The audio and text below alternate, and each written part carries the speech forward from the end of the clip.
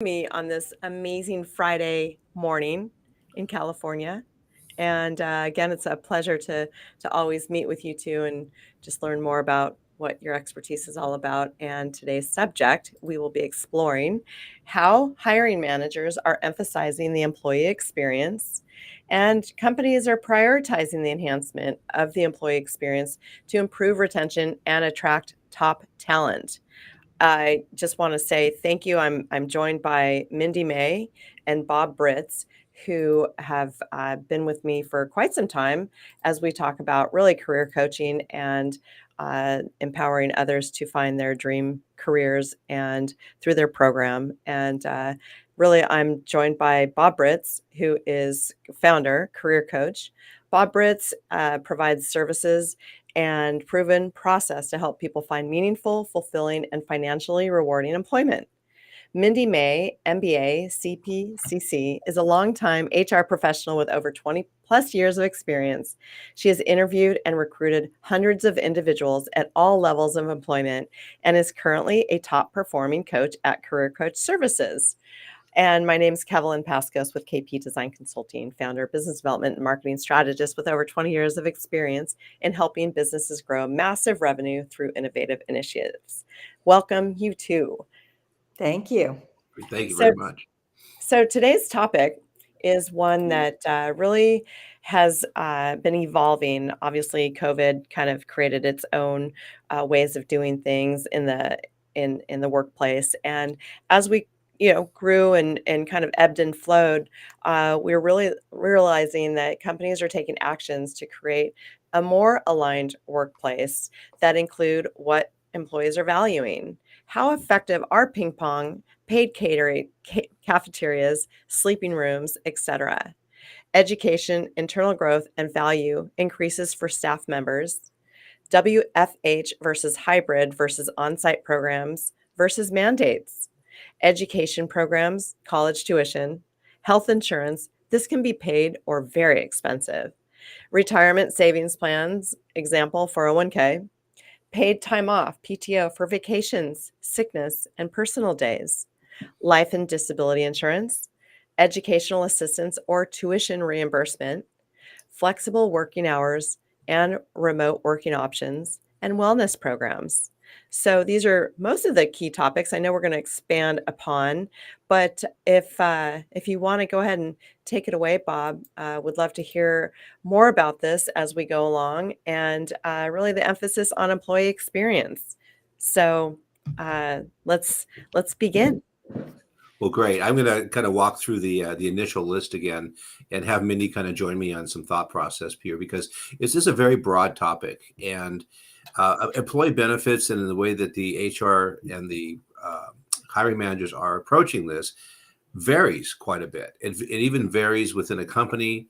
The age of the employees will attract to certain things, and the other ages of other employees will attract to other things that are in their bucket that they want. So.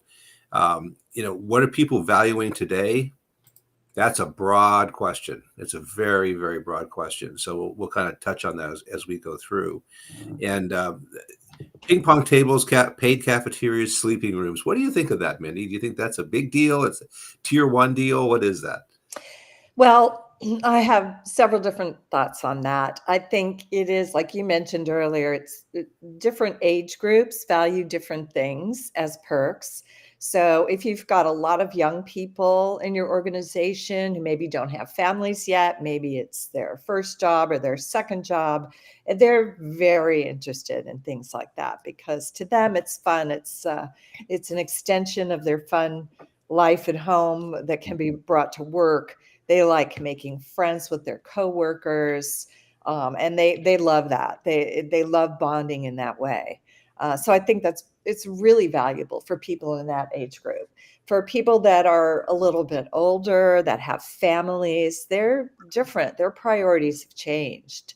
So I think that they probably won't join you at the ping pong table because they're busy getting work done so that they can get home in time and be with their families. So Right. those people would be more interested in perks such as a flexible schedule, being able to work from home. I see this trend towards treating exempt employees. And for those of you that don't know what that is, that's the people that are not under the standards of the Fair Labor Standards Act. In other words, they're not hourly. It's a broad way to say it is hourly versus salaried. So a salaried employee, which most people are, really should get paid for the job done, not the hours worked. Mhm. And I see this trend towards treating salaried employees like hourly employees, and people really don't like that. If they get their job done, they want to know they can have a flexible schedule and come in a little bit later one day a week because of an obligation they have with their kids or something like that. So Mhm. I think it can really vary among age groups. And when you're hiring and trying to attract that great talent, you got to have perks that appeal to Mhm. all. Absolutely, absolutely. And I did a lot of work in technology. It's about 15 years, and I managed a lot of teams, which included consulting and sales and enterprise sales and engineers and things. And I discovered into the education section that those people, particularly the engineers, really value the opportunity to get trained and certified and things like that through the company. And it used to be that the company would try to get you to pay for those. That was way back in the 90s. Nowadays, they're more than happy to get you trained, and it gives them job security. Being able to have AI training now would be immensely helpful for any engineer in a company. So a lot of these things, uh, they'd rather have education than an extra day off. Yeah. Yes. Literally, it's a huge trade-off for people who are very knowledge oriented, knowledge driven, knowledge workers want that extra education going forward. I agree. I think that almost every profession, almost every job nowadays has some sort of certification or some sort of way to continue and be certified in whatever they're doing, including HR. And for a company that values that and is willing to pay for that, it's going to attract the best people. Yeah, absolutely. Well, I feel that after COVID or during COVID, people that's what they had the opportunity to do is to improve the advanced education and certification training and I feel that it really does create a competitive Oh yeah. opportunity for one to go in.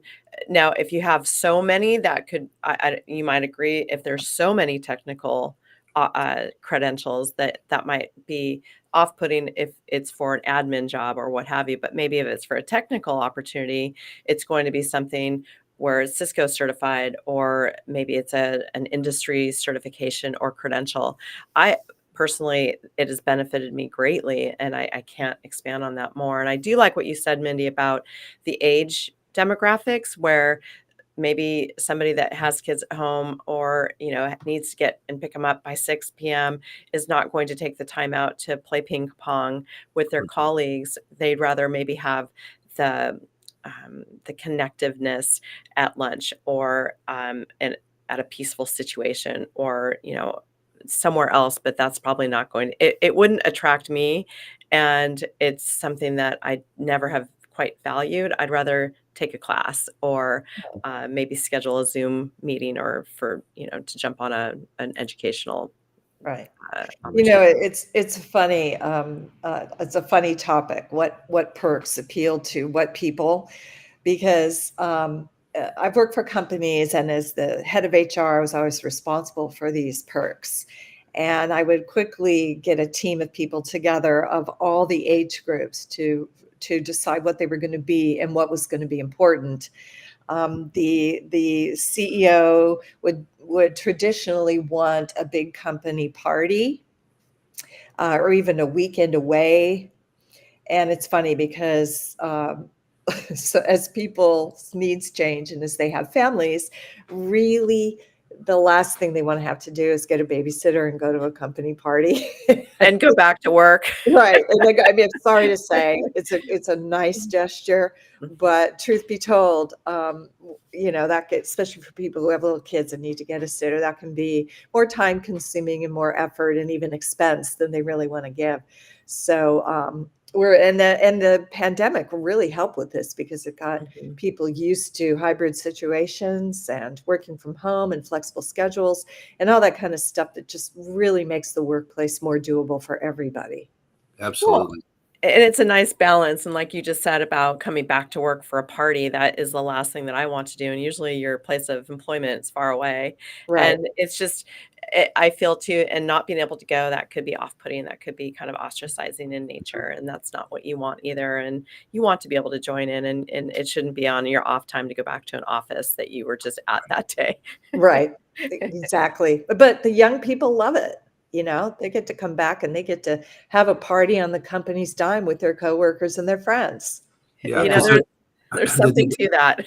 Yeah, they're living in a single bedroom in a house with four of their friends. They want to get the heck out back to the office exactly. to And work. and And the social aspects are really important to the under 30 crowd to being yeah, because where are they going to find a spouse, partner, whatever you want to call it these days, right? yeah, Right. Because definitely. it's going to be at work. It's going to be in a faith-based organization, a church or a mosque or whatever, maybe a bar, but that's not the ideal place. So the office is very attractive for not having in-office relationships, of course, is what Yeah. the HR is going to tell you, but that's not what happens. So, Yeah, yeah, but the work from home is a damper to that. And the young people that have been working from home Yeah, they are don't like suffering from anxiety and depression Mhm. and lack of association. And even though we see 58% of the population working from home and 45% of the remainder want to work from home, many can't because of the physical aspect of their job or the proximity to other team members. But that's not going away. In fact, I frequently bring this up, but you'll see articles written every once in a while in different formats of how everyone's going back to the office, right? Everyone's going back to the office. But you look at the very top and it says paid advertisement. It's not an opinion, it's a paid advertisement. And they want people to come back for whatever reason. And the problem is that most people have been managing teams for decades in Qatar and India and Pakistan. There is absolutely no reason why they can't manage their US population the same way. So there's a big retraining happening at the senior level to get them to understand that, yes, they can do these things. And here's how we mitigate this problem and this problem and this problem. Because there's always going to be there's always a problem somewhere in the picture, right? And so when you're when you're going through this with yummy, your, yeah. are they going to let you stay home and work? And that's a Right. big thing when people apply, is they make it very clear that they're trying to have a work from home situation. You go to work in the morning. Let's say you have a two parent family. One goes to work, maybe they drive an hour away. The other person works from home. They can take the kids to school. They can pick the kids up from school. They can bring in a tutor from 3 to 6 to tutor the kids in their homework. And they can make dinner, or their partner can come and make dinner, and they have dinner as a family together. My goodness, how nice that would be. Right. And it's all Right. possible because of the shifting around of the work from home situation. Yeah. Well, Exactly. and not everybody can work from home. I will tell you, I can get distracted. I have to close myself in, and everything needs to be just quiet around me. But I can't. When the kids were home for COVID, that was exhausting to try to balance the dynamics in the household, and then also Right. try to be effective and all of that too. So I think that again, not everybody wants to work from home, and those that are working from home should get out because that a it's good for your mind, Yep. and b in my industry in construction, buildings don't get built by people sitting home. They just Right. don't. And so unless you've got, a specialized career that, maybe an engineer or somebody, a data scientist that can get away with that. But in my industry, it's definitely people centric, in person people centric. So I really like that work from home. And so just segue just a teensy bit, I'm going to let you continue on with your list, Bob. But what about this push for people to go back to work? Is this something that you're seeing any data on as far as employees not they're fighting it more? They're this quiet quitting that's going on. What's your feedback on that? Yes to all of the above. The quiet quitting is happening because their best friends down the street are working from home and they're having to go to their office 2 hours away. And they don't know why. There's no particular reason why that's happening. Companies who have tried to mandate it have had huge backlashes from employees, huge, and huge walkaways, things like that. And there's another slide that we have running somewhere else in our deck, but it says that a 1% reduction in force will lead to a 34% reduction in certainty of remaining employees. So you could end up, having this mandate, have one or two people come back and complain and leave, and then have 35% of your population consider the same thing. Right. So it's just not a safe thing for companies to be trying to do right now. And I've been seeing it also as a negotiable on offer letters. People, asking for what they want in terms of their working situation. Do they want a hybrid? Do they want to work from home most days, a week on, a week off? Being flexible and creative with this aspect of employment, I think, is essential nowadays. And we do have COVID to thank for that, because people got used to being more productive and not having to hassle their commute. I mean, if you're living in a big city like Los Angeles, your commute could be 2 hours each way every day. And people being able to negotiate their way out of that in an offer, if they're a sought after employee, Oh, for sure. they're going to take that job. Well, and I would say too that based on your career role, what have you, obviously the founder usually has to be visible, right? And maybe senior leaders have to be visible. I'm sales, and what's the proof is going to be in the pudding. If I'm not working from home effectively and efficiently, and I'm not filling that sales quota or that funnel, that I'm not going to have a job. So being in sales, that's kind of your own natural motivation to get the work done, and your teammates are relying on you to figure out how to be able to work from home so that you're not dragging us down, or we're not being impeded by your lack of participation. So Right. Yeah, it's a careful balance. I think we're all still figuring out. yes. So educational programs, college tuition. Yeah, Mindy, what do you see with this? I don't think I see as much of this as I used to. I am seeing it, and there's two different kinds of tuition assistance. One is for yourself. If you want to go back and get a degree in the evening, there's plenty of programs, executive programs, that allow you to do that. Evening work or weekend work, or once a month for 3 days or something like that. And I think companies are paying for this. I know a lot of people that have gotten an MBA that way, through an executive MBA program. And I think it's very valuable. There's also tuition assistance that's being offered for your college-age kids through your employer. This is a great perk. Wow. As the workplace changes, as millennials, kids are starting to enter, that age where you have to save for college. The fact that your employer can set up some sort of fund for you, some sort of tuition reimbursement for your children, is a huge, important perk. And I'm seeing it get used more and more. So would people have to approach the HR manager to inquire about the programs that are available? Because as you might agree, these things aren't always public knowledge or broadcasted or put out to the employees. It's one of those, only if you know about it to get more involved, right? So is the HR manager the appropriate person to contact? Yes, absolutely. I mean, I think that especially in California, you have to be very, very careful to offer your perks to everyone. Or it could be seen as discriminatory. So these things should be talked about annually in open enrollment periods. When they get added, if a company decides to add a perk, it needs to be somehow communicated to the entire company so that people can take advantage of this.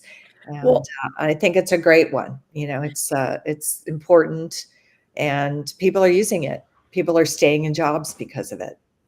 Well, and I would say here's a hat tip to a career coach is this is one of the elements that you can help candidates through their journey of offer letter and interviewing, assessments, et cetera. So your program can absolutely help make this process so much more efficient and effective. So you're not wasting the time guessing and maybe not seeing or not recognizing items that can be negotiated in coming on board with a particular company, which maybe the matching, the tuition matching, maybe it's the flexibility, work from home, remote, combo. So I really like some of the tips that you do bring to the table, because I feel that most people just don't know to Yeah. ask. Yeah. And Yeah, these it shouldn't programs be a are available. secret. It Yeah. should be well known, and it helps with the reputation of the company.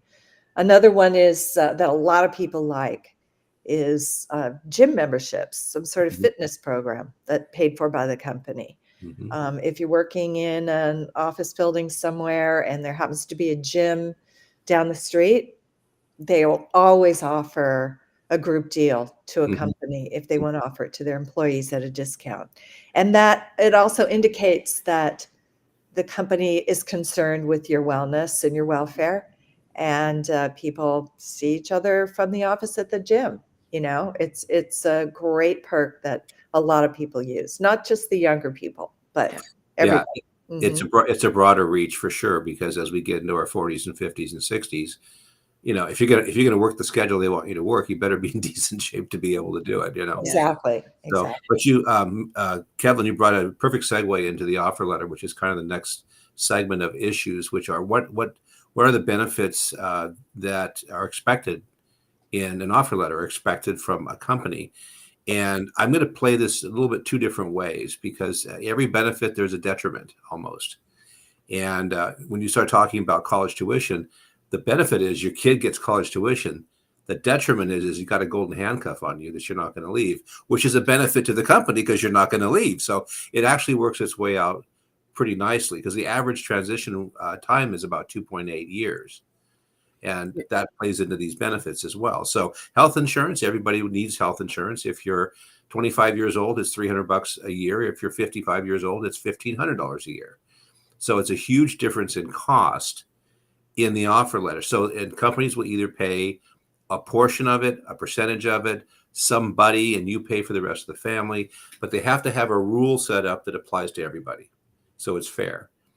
But at 55, you may be end up spending $25,000 a year for your portion of your healthcare coverage. And unless you calculate these things, you don't really know what your offer is.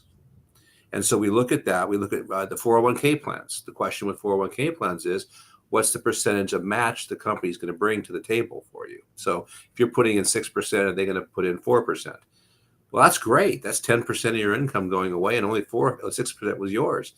However, 2.8 years, people leave the company. The vesting is 3 years. So guess what? You lose. Those 4 points go away. They go back to the company. You get your 6, but you lose the benefit of having the uplift. Pay time off, there's a real balance between PTO right now. Vacation, sickness, and personal days have all been lumped together for some companies. So you get a number of days to do whatever your body does. Other companies have unlimited PTO. And I've had this in a couple of companies where I've had sales teams with unlimited PTO. And you know what happens? They don't take vacation. They don't get the relief they need to get away from the office for a while to take that vacation that they should be taking. So again, this sounds great, but what's the implementation end up actually looking like? Can I Liveness. just add to that, Go ahead.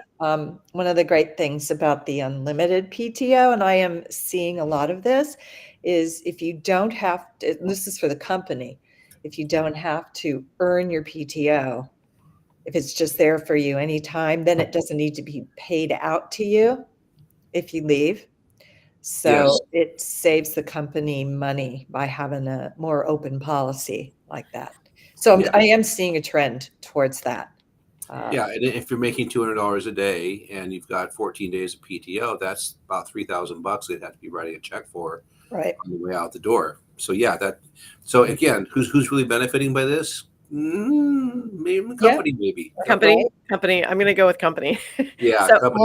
All perks are to benefit, hopefully both, but Yeah. definitely not just the employee. So usually, can Yeah. I add something to the health insurance, Bob, if that's okay? yeah. So in my industry, construction, then the coolest thing about construction industry, and it probably all trades too. I had an employer and they were union.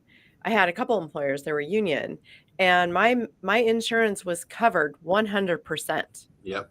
So if y'all want to get into the trades, I can be the person to guide you in an area you might be interested in. And I cannot tell you how nice that was, because I was in a pretty bad accident during that time as an employee.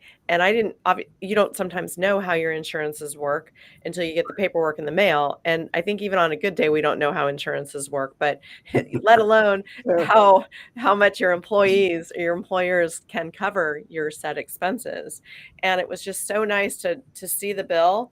And my bill was $13,000 and some change, and it was balanced zero. I was like, this, what happened? There must be an error. And Yeah. that was because my employer was a union contractor. Right. And it's just part of the what it's all about. So huge plug to union contractors. So Yeah. Yeah, that's a great point. All of the blue collar worker arrangements, except for the smallest ones, tend to have really good benefits. Yes. And that's a really good point, Kev, that it's not just what the benefits are, it's the quality of them. Yep. If you're working in Wyoming and your company's in California, your benefits are not going to be the same, because Wyoming probably doesn't have the same carriers that California has. So you really have to look at what they're buying in the other states and finding out what they are before you say yes to those things. Life and disability insurance. If you're in the trades, you better have disability insurance, because you can get knocked out, a kneecap, a back, or whatever. The life insurance typically comes in a term policy, which you can buy. It's usually a multiple of your salary, 2 times salary, 3 times salary, and you can buy it. I recommend everybody buy it, because when you buy it cheap, it's going to stay cheap. I have a $500,000 policy that costs me about $900 a year, and I'm 60 years old.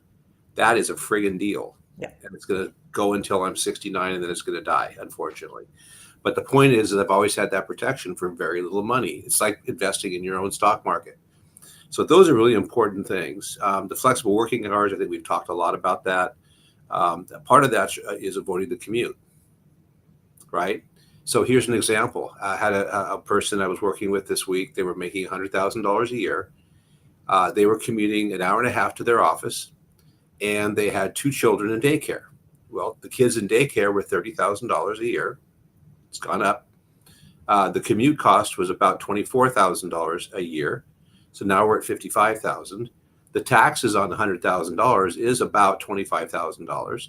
So now we're at $75,000 of expense. This person ended up making about $3.50 an hour because just of stay home, open a daycare. Well, Yeah. this is the argument. If you're the partner in the family making less money, it may make sense for you to either not work in some cases, or take on something less paying and make it all work, with your family and your schedule. This is a huge deal, and the commute costs have gone up and up and up in the last 3 years. So you're killing yourself, time-wise and gas-wise. Even electric cars are expensive. You have to pay for the car. Okay, you're not getting off free with an electric car. You got to pay for it. So all these things come together to make it very, very interesting for people when they're looking at offer letters. What does the offer letter say? I had a gal who had a healthcare premium, and she was making 150. She asked for 180. They offered her 160. Okay, and a $10,000 signing bonus. So she's at 170. The offer letter had a little line in there about special insurance. And I said, you need to figure out what that special insurance is. She goes, okay. She came back. She goes, oh my gosh. She said, all of the doctors that we use are out of the plan for this new healthcare program. My son is autistic. It's going to cost me $30,000 this year to cover the expenses for his care. So now her 160 went to 130, and she's making $20,000 less than her 150 when she went to change jobs. And people don't go through this process. That's why we have an offer letter negotiation section of Career Coach to talk about these things. Can I add to that as well? I would say most demographic people out there in the workforce have a family dynamic to some degree, whether it's babies to teenagers. I've got the teenager demographic right now, and it's just as hard as the toddler stage, because it is. Okay, everyone, I know you're going to agree with me on this. It is so hard. Yeah. And it's not so much them, but they're, I'm not going to go buy new cars for them to be able to take themselves to school and back. That's just not going to happen at 16 and 18 years old. They need to earn it first. So that means I'm transporting either in the morning or at night where I get help. And also, it's the schedule. They're not going to go to daycare anymore. They're getting out at 3 p.m. And one of them's playing sports, one isn't. One's an artist. So, what is that artist going to do for 3 hours?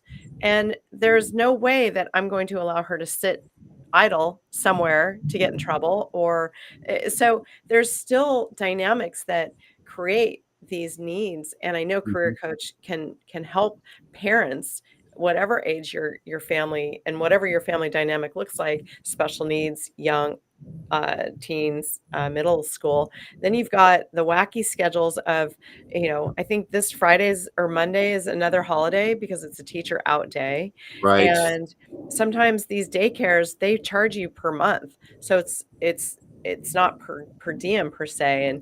And daycare has gone so up that in hindsight, I should have done a daycare because I honestly probably would have made more money and Yeah. so I know you guys have this section, and I know that you can absolutely help people get more aligned. And then one more item, because this has crossed my path multiple times.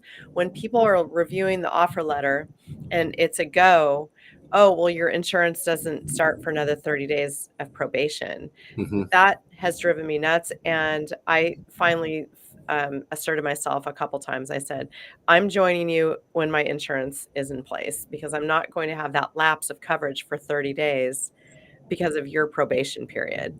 You can ask them to pay for your Cobra. You That's my can. package. Yes. Oh, Mhm. see, there's Just another. That's why solves That's we go to you. That's why we yeah. work with Career Coach and Mindy May Yes. and Bob Britz. I've had that situation many times with people, and a month or two of Cobra to get this great employee is very worth it for the Oh yeah. company. And what's Cobra these days? Two Cobra, plus well, thousand Cobra is just dollars. a continuation of the health benefits that you had at your previous employer. Got it. So Yeah. it varies from employer to employer, but it gives you the opportunity at your own cost or the company's cost that you're Right. going to continue your health insurance at their rate so that there are no gaps. Well, actually, the rates are whatever you were paying plus 15% service fee on top of that. So if you're $1,000 a month, you're paying what's that, 1150 to get the same coverage during the Cobra program. So there's a penalty to use it, and that's what they should be paying for. So awesome. So our conversation today obviously was companies are prioritizing enhancements for the employee experiences.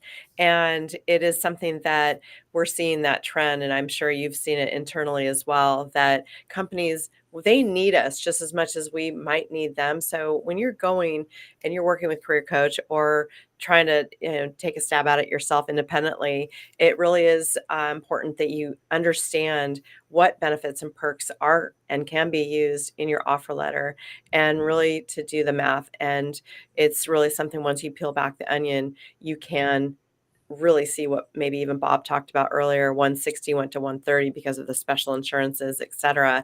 And so you could start whittling down your salary with some of these that you don't quite understand or you don't look more into. And if you're signing up for a 160K a year job and you're really going to be bringing home 130 because you didn't read all the fine print, that's something that, again, Career Coach can absolutely help you with to identify. And this is just really, these points are so, I mean, we see it on Google, we see it in Yahoo, we see it in LinkedIn, but to really, again, look at the details of what can be available to you in your next career. It could mean the difference of $50,000, $30,000, or, just don't take the opportunity and continue to work with Career Coach to find a more appropriate fit. So is there anything else you two would like to add to our conversation today as we wrap up our segment? Well, I think it's important to educate people on the opportunities for these perks and to realize that companies can get really creative and depending on the needs of the employee population. Like there are companies that give a stipend for taking public transportation to work. There are companies that help you with your childcare expenses.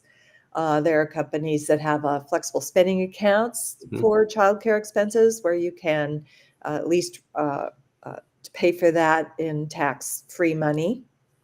And the other things we've talked about, there's elder care I've been seeing offered because of the aging population.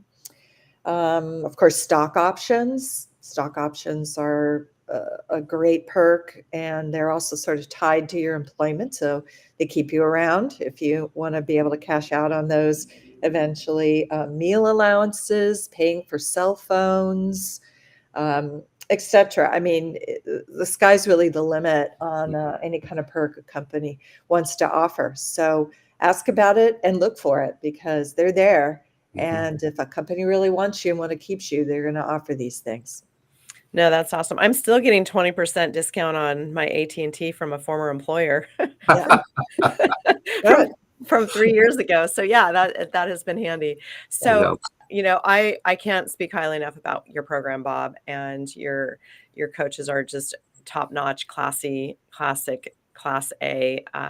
Really have enjoyed working with you and your team. And so if you I believe that there's something else that you wanted to mention too, as far as a call to action and maybe an offer that you can offer anybody that might be interested in discussing more of this information with you both. Absolutely. We have a program that's called Influence Networking. And what it does is it helps people actually network, and it teaches you exactly how to do that. Even the voicemails you leave are included in the program. And Mindy and I are aptly trained, obviously, in this, but we also have, we're in 20 different states in the United States, and now we're in Vienna, Austria. So we have the bases covered as far as all the different types of businesses and the different demographics and things like that. So if anyone needs assistance, they can reach out to Mindy or reach out to me or go to our website on the coaches page and read about different coaches and select someone that you feel best suits you. But it is a incredible program, and it will save you time because most of our clients find jobs in 5 to 9 weeks. Yep. Weeks, not months. Weeks. Weeks. And how many so far, Bob? 900 professionals that you've placed? 99,450 ish. Yeah. I Wow. don't know. That's a few. We've done a few rodeos. Yeah. So 9,000 over 18 years. Bob Britz is a personal friend and amazing colleague of mine and Mindy's newer associate. But I can't speak highly enough. And I know that I'm very proud of this collaboration effort. And I stand behind what Career Coach is all about and what these guys do. And you're working with some pretty amazing people with some extensive experience and backgrounds in obviously Mindy's HR and Bob's career coaching, but we've also been on the other side of the fence too. And Right. so Mindy, is there something that you wanted to add to Bob's statement? Well, if anybody's interested in career coaching, we can set you up with a free alignment meeting.